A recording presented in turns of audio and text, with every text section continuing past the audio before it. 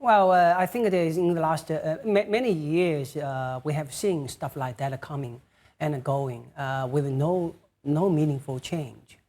And China is sitting on a ton of bad loans, and it doesn't know how to deal with that. So it keeps talking, but the action is to pump more liquidity to prop up the existing financial system that is basically in the wrong direction and has accumulated a lot of bad stuff. So it's riding the tiger thing. When you are going to decide to get off the tiger, you're going to get bloodied, and there will be a huge crisis. Mm-hmm. But until you take that step, whatever you say is meaningless. Right.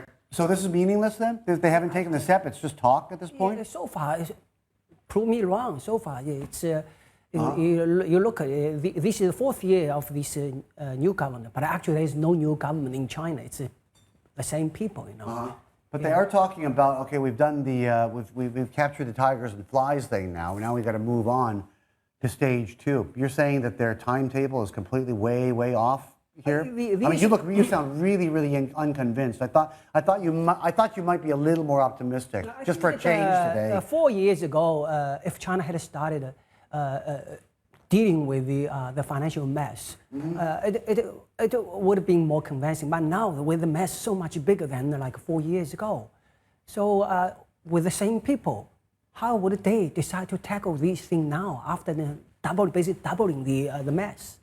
Well, how much of a mess are they in right now? I mean, have they gotten themselves into a mess that they can't fix? Well, it's good. I mean, it's good that at least we hear this stuff, isn't it? If they didn't say anything and they thought that everything was perfect and that everything they'd done was perfect and didn't say a darn thing, that would be worse. That would be a terrible thing, wouldn't it? Yeah, but the issue is that when it comes to non-performing loans in the banking system, it's it's getting higher. It's 1.5%, 1.6%. No. But the issue is that if you do something like that, you are lying to yourself, right?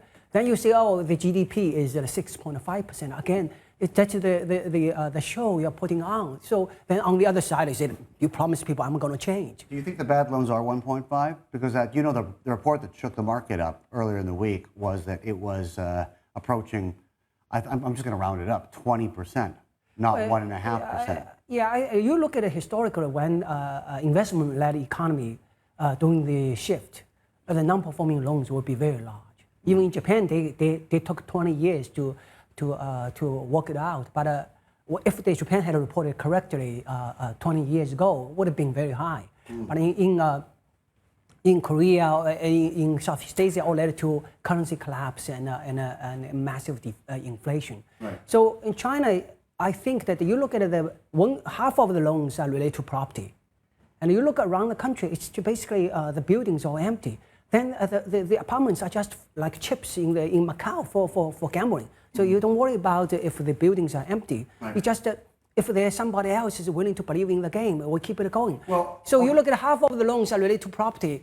How much of that will go bad? Okay, but the buildings are empty in the places where they had plans, grand plans, and they thought they were going to build up cities and hook it up to the grids and that sort of thing. And then it didn't happen in some cases, and now they're just sitting there, empty, brand new buildings. China has absolutely That's not all of China, though. No, otherwise, we wouldn't have seen the rebound that we saw. We started seeing those tier 1 cities after all those years and years of watching those prices come down. That was subprime financing for down payment.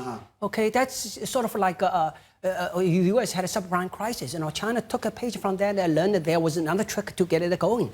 So it was a subprime-led rebound. It was that cat bounce. So the issue is that China has absolute surplus. You have like 5 to 6 billion square meters under construction of residential space. The existing space in the urban areas is over 30 square meters per capita. That's like one of the highest in the world. Then you go to the villages, even if they can't afford it, you don't see a lot of young people in the villages anymore.